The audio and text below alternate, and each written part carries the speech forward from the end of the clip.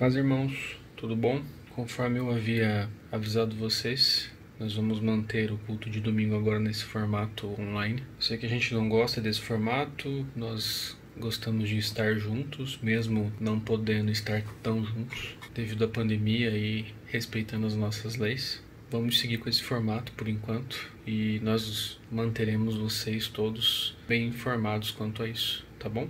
Eu quero trazer à tona um assunto bem interessante. São algumas parábolas que Jesus deixou para nós na Bíblia. São algumas parábolas em sequência, 4 parábolas em sequência. E elas estão lá em Mateus 24. Eu vou começar a ler um pouco antes, no 29, Mateus 24, 29, que diz assim: E imediatamente após a tribulação daqueles dias, escurecerá o sol, e a lua não dará sua luz, e as estrelas cairão do céu, e os poderes do céu serão abalados. E então aparecerá no céu o sinal do Filho do Homem, e todas as tribos da terra se lamentarão. E eles verão o Filho do Homem vindo nas nuvens do céu, com poder e grande glória. E ele enviará os seus anjos com grande som de trombeta, e eles ajuntarão os seus eleitos, desde os 4 ventos, de uma extremidade do céu à outra. Aqui Jesus está falando sobre o dia da vinda. E o que eu quero chamar a atenção desse ponto é que diz que muitos ficarão surpresos, muitos ficarão assustados do dia da volta do nosso Senhor. Isso quer dizer, irmãos, que muitos não estarão preparados. Depois disso vem algumas outras parábolas que falam a respeito disso. A próxima delas é a parábola da figueira, que diz assim no 32: Agora aprendemos a parábola da figueira. Quando o seu ramo estiver ainda tenro e brotar em folhas, sabeis que o verão está próximo. Igualmente, quando virdes todas as coisas, sabeis que ele está próximo, às portas. Na verdade vos digo, esta geração não passará até que todas essas coisas se realizem. O céu e a terra passarão, mas as minhas palavras não passarão. Mas daquele dia e hora nenhum homem sabe, não, nem os anjos do céu, mas unicamente o meu Pai. E, como foi nos dias de Noé, assim será também a vinda do Filho do Homem. Pois assim como nos dias anteriores ao dilúvio, comiam, bebiam, casavam e davam-se em casamento até o dia em que Noé entrou na arca. E não souberam até que veio o dia do dilúvio, até que veio o dilúvio e os levou a todos. Assim também será a vinda do Filho do Homem. Então, estando 2 no campo, um será tomado, e deixado o outro. Estando 2 mulheres moendo no moinho, uma será tomada e a outra deixada. Vigiai, portanto, porque não sabeis que hora há de vir o vosso Senhor. Então, irmãos, aqui existe uma exortação. Aqui Jesus está comparando, irmãos, com a época do dilúvio, né? Na época do dilúvio, Noé estava construindo a arca, eles viram tudo aquilo acontecendo, e eles simplesmente não acreditaram em tudo aquilo. Quando ele disse que ia chover, que ia ter o dilúvio, que aquilo tudo ia acontecer, as pessoas não acreditaram nele. Eles o tinham como louco. E a palavra é muito clara quanto a isso. Dizia que eles não acreditaram até que o dilúvio veio. Eles viram todos os sinais, mas não acreditaram. E eu creio, irmãos, que nos nossos dias será dessa maneira, porque a Bíblia está dizendo que vai ser assim. Eu creio que, como diz os versículos anteriores, no momento em que Jesus chegar, que a trombeta tocar, muitos vão se arrepender, muitos vão ter aquela visão de Jesus, muitos vão ver o que está acontecendo. E esse é o grande problema, eles não estarão preparados para aquele momento. Será como o ladrão da noite, né? Diz que um vai estar no moinho e o outro vai ficar. Dois estarão trabalhando e um ficará e o outro sumirá. Então a volta de Jesus, irmãos, ela vai ser muito rápida. Então existe um ponto que é de importância para nós cristãos, que é nos mantermos sempre vigilantes, nos mantermos sempre como se fosse o nosso último dia, né? Porque um pequeno deslize pode causar um grande problema. Eu sempre comento sobre a vida figurativa de um pastor que foi correto a vida inteira, foi certo a vida inteira, bom pai, bom marido, bom pastor. E na sua velhice ele resolveu passar uma noite com uma prostituta, e naquele momento ele morreu enquanto estava com ela. E aquilo chegou na mídia, aquilo foi para os 4 cantos da terra. Então vocês imaginem um homem que foi correto a vida inteira e no final da sua vida ele resolveu cometer um adultério. Ele foi conhecido como adúltero. Ele não foi conhecido como o homem que fez tudo correto, o homem que fez tudo certo, mas ele foi conhecido como um adúltero. Então nós precisamos vigiar todos os dias da nossa vida.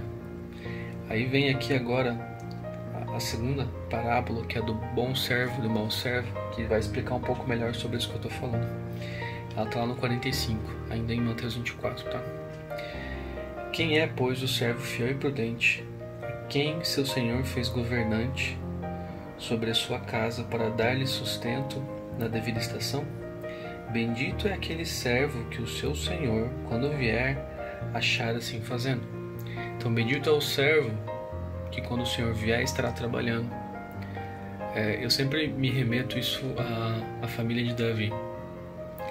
Quando o profeta chegou para fazer a bênção do futuro rei e tudo mais, todos os irmãos estavam dentro da casa e o único que estava trabalhando era Davi. O único que estava cuidando das ovelhas era Davi. Então, na hora que o profeta chegou na casa, o único que estava trabalhando era ele. O que aquele bando de homem estava fazendo lá?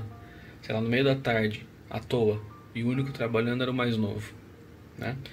Então eu imagino que, é claro que é uma analogia, mas eu imagino que seja exatamente como isso, sabe? Deus nos deu missões, Deus nos deu algo a fazer, e quando Ele voltar, se nós não estivermos trabalhando, se nós estivermos desocupados,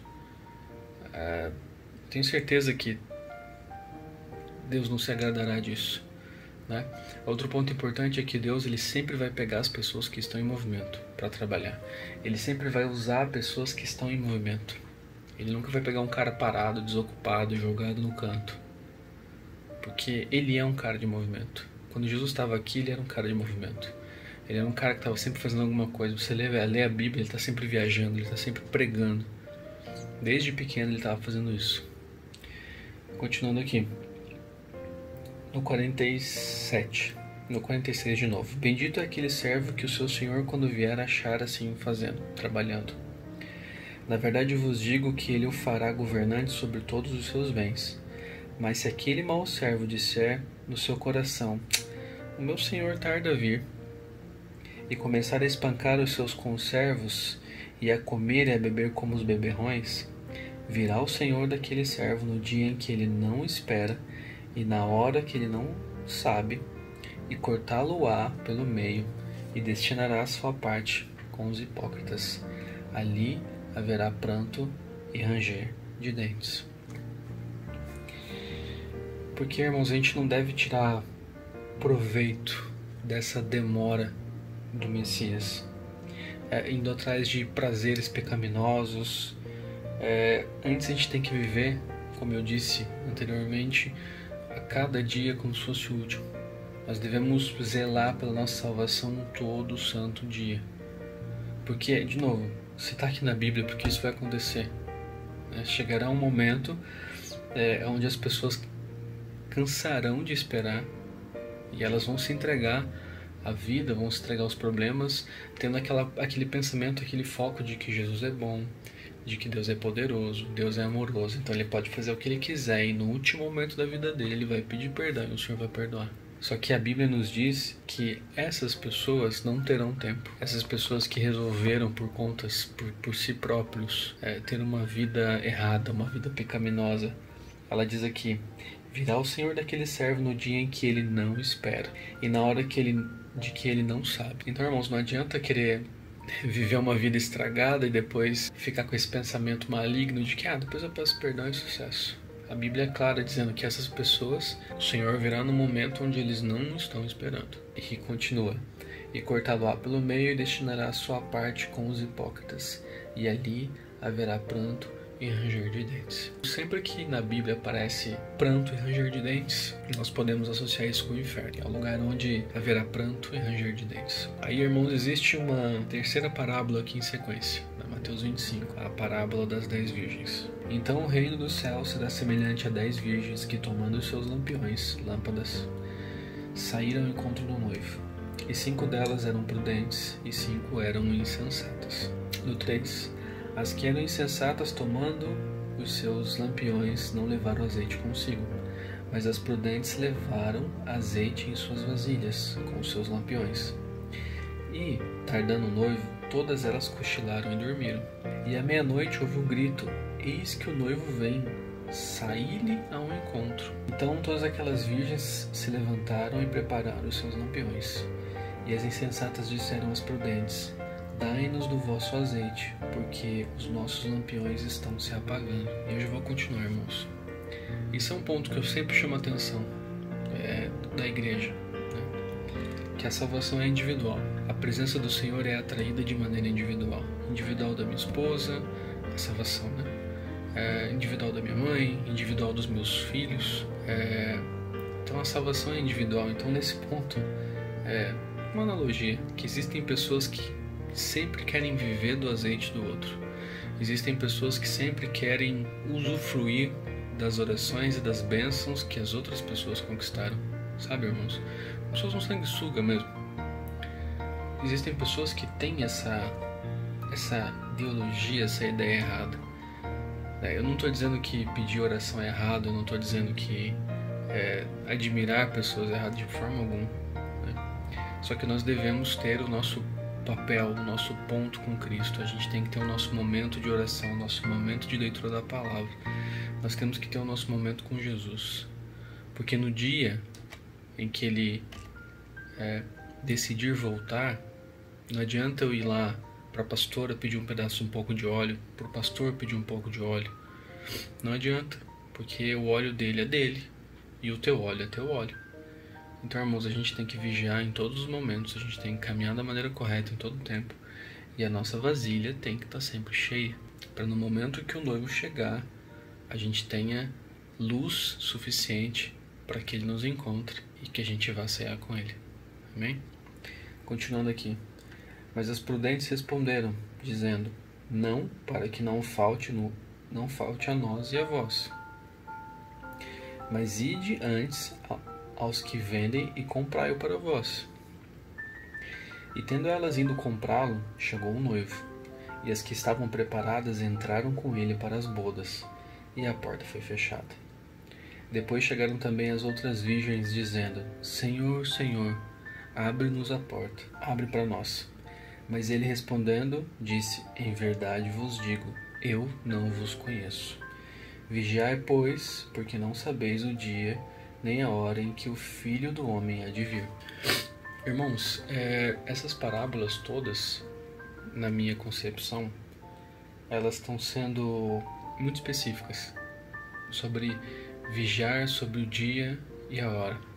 Essa parábola das 10 virgens, ela descreve um discípulo verdadeiro. Um discípulo verdadeiro que...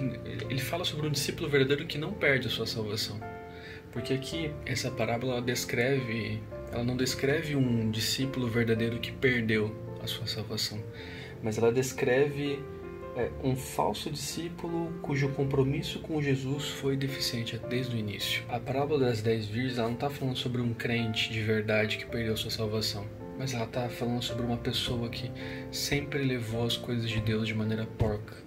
Ela sempre deixou as coisas de Deus em segundo plano.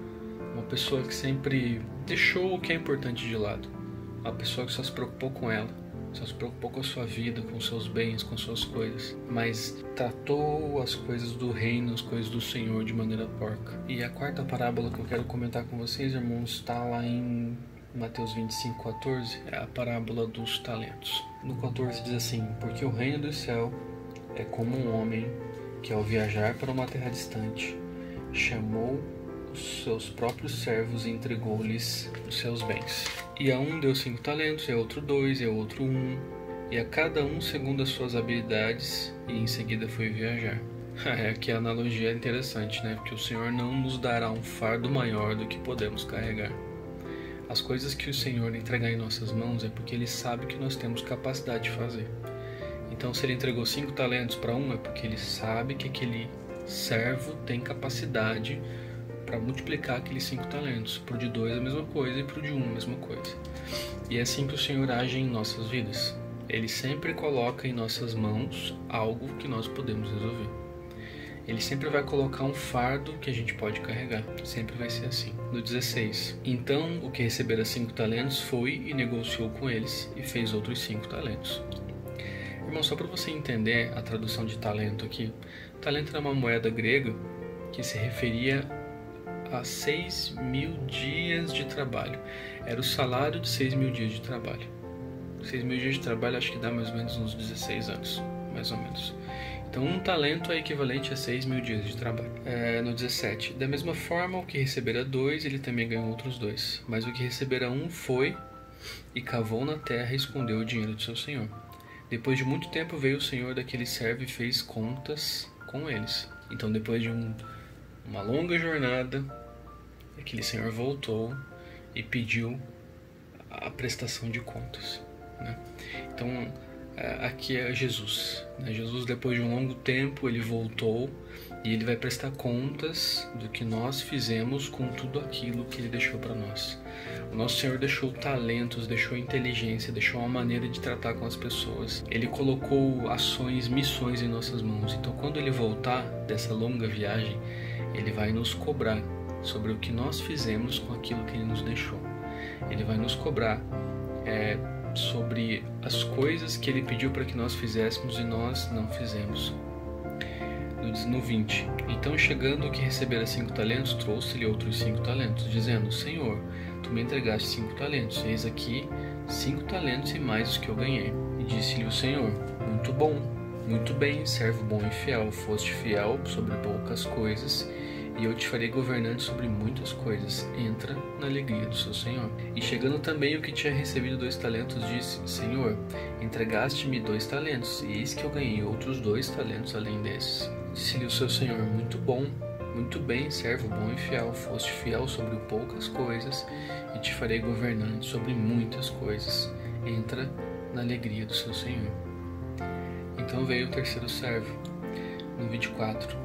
Então, chegando o que recebera 1 talento, disse: Senhor, eu soube que és um homem duro, e que colhes onde não semeaste, e ajunta onde não espalhaste. E receoso eu fui e escondi na terra o teu talento, e eis aqui está o que é teu. Além dele fazer algo errado, ele tentou colocar a culpa no Senhor dele. Tentou colocar a culpa no caráter do Senhor dele. A gente vê que o caráter desse Senhor era muito correto. Tanto que ele entregou cada um segundo a sua capacidade. Ele entregou uma missão segundo a capacidade daquelas pessoas, porque ele conhecia aquelas pessoas. No 26. Respondendo o seu Senhor, disse-lhe: servo perverso e preguiçoso, tu sabias que eu colho onde não semeei, e ajunto onde não espalhei. Tu deverias, portanto, ter dado o meu dinheiro aos cambistas, e então, na minha vinda, teria recebido o meu com juros. Tomai, portanto, o talento dele, e dai-o ao que tem 10 talentos, porque a cada um que tiver será dado, e terá em abundância, mas ao que não tiver será tomado até o que ele tem. E lançai o servo inútil nas trevas exteriores. Ali haverá pranto e ranger de dentes. Eu quero enfatizar sobre essas parábolas que nós comentamos agora. Todas elas falam sobre a volta de Jesus, e todas elas falam sobre pessoas que não vigiaram. Todas elas falam sobre servos que não vigiaram, servos que não se cuidaram, não permaneceram na fé. E o destino de todos esses que não vigiaram, está dizendo aqui, será jogado nas trevas exteriores, onde há pranto e ranger de dentes. A mensagem que eu quero deixar para nós, para vocês essa noite, é que nós devemos continuar firmes, que nós devemos vigiar, que nós devemos nos manter da maneira mais correta possível, que nós não devemos ser como o servo bom e o mau, que vendo que o Senhor tardara, resolveu fazer as coisas erradas para que no momento em que o Senhor voltasse e lhe pedisse perdão.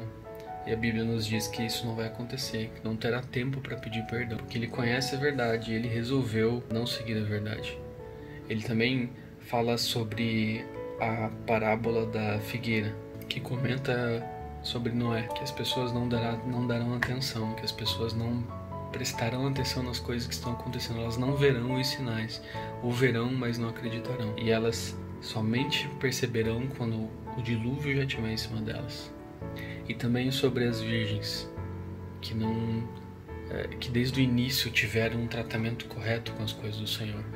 Desde o início elas cultivaram a presença do Senhor, desde o início elas cultivaram o óleo do Senhor, que elas não viveram de oração de outras pessoas, elas não viveram da unção de outras pessoas, elas buscaram aquilo por si próprias. As que eram nécias, as que eram estúpidas, elas não trataram com zelo o reino de Deus, não trataram com zelo as coisas do Senhor, não fizeram o que Deus deixou para elas da maneira correta. E por isso elas foram jogadas no lado exterior, na escuridão, onde há pranto e ranger de dentes. Irmãos, pra gente, essas palavras, lógico, né? Jesus ele falava por parábolas para que as pessoas entendessem um pouco melhor. As historinhas ajudam muito você a entender. E nesse caso, o conceito central dessa palavra é vigiai, pois não sabeis nem o dia, nem a hora. O nosso Deus está deixando um alerta para nós mais uma vez, para que nós possamos ajeitar as nossas casas e as nossas vidas, para que nós possamos fazer a obra do Senhor de maneira adequada, para que a gente possa pegar o nosso latão e encher de azeite, para que a gente aproveite esse tempo que nós ainda temos, né? De ajeitar as nossas vidas, de corrigir as nossas falhas e pedir ajuda ao nosso Senhor. Eu espero que essa palavra não venha com peso ao coração de vocês, porque é tudo algo que está escrito na Bíblia, né? E Jesus ele contou essas parábolas todas, uma em sequência da outra. E se parar para analisar, todas elas têm um centro dizendo vigiem, pois não sabem nem o dia nem a hora. Ele diz aqui que se um pai, chefe de uma casa, soubesse o dia em que o ladrão viesse, ele vigiaria para que aquele momento não fosse ruim, para que ele pegasse aquele ladrão. Então, a nossa vida tem que ser desse jeito. Nós temos que vigiar o tempo inteiro. Isso não quer dizer, irmãos, que nós não pecaremos, porque isso é praticamente impossível. Mas nós temos um advogado fiel ao nosso lado. Toda vez que nós pecarmos, nós devemos pedir perdão. Todas as vezes que nós falharmos, nós devemos falar com o Senhor, né? E seguir como vai, não peques mais, né? Amadurecer com esse pecado e não cometê-lo novamente. Então, irmãos, a mensagem que eu quero deixar para vocês hoje é: vigiem, porque nós não sabemos nem o dia, nem a hora. Fiquem em paz. Deus abençoe a todos.